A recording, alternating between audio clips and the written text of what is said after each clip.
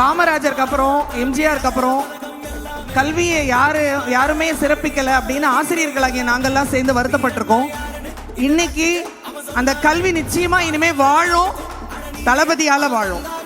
இதை எல்லாரும் நம்பினா எல்லாரும் ஒரு கரகோஷம் எழுப்புங்க.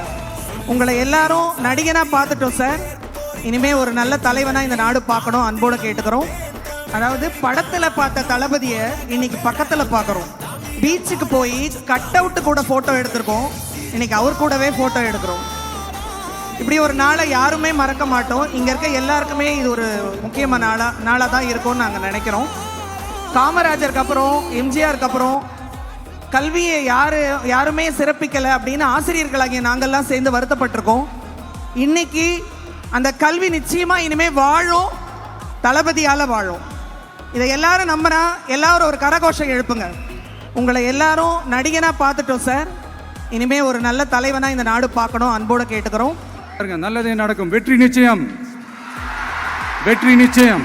ஜாலியா படிங்க, ஸ்ட்ரெஸ் எல்லாம் எடுத்துக்காதீங்க. இந்த உலகம் ரொம்ப பெருசு, ரொம்ப ரொம்ப பெருசு. ஆப்பர்ச்சுனிட்டிஸ் அவ்வளோ இருக்கு, அவ்வளோ கொட்டி கிடக்கு.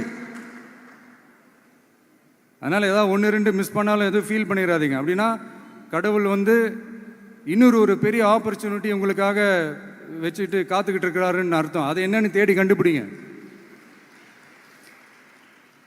கான்ஃபிடண்டா இருங்க, நல்லதே நடக்கும், நல்லதே நடக்கும். வெற்றி நிச்சயம், வெற்றி நிச்சயம்.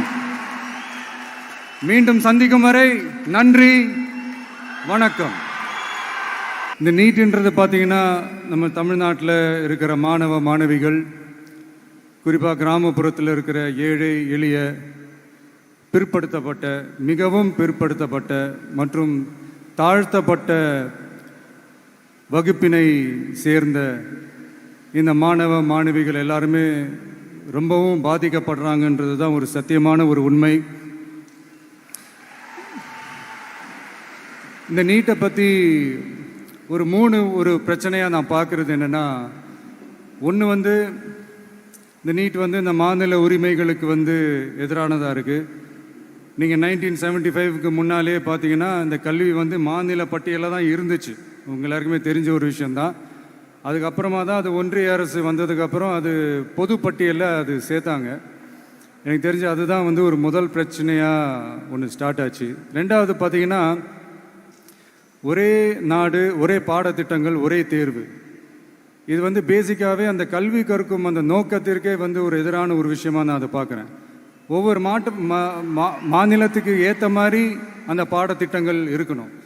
இது நான் மாநில உரிமைகளுக்காக மட்டுமே இதை நான் கேட்கல. நீங்கள் பார்த்தீங்கன்னா அந்த கல்வி முறையில் பல்வேறு கண்ணோட்டங்கள், பல்வேறு பார்வைகள், டிஃப்ரெண்ட் பர்ஸ்பெக்டிவ்ஸ்னு ஒன்று சொல்லுவாங்க இல்லையா, அப்படி அதுக்கு ஒரு முக்கியத்துவம் கொடுக்குற ஒரு விஷயமா அது இருக்கணுன்றதான் என்னுடைய பார்வை.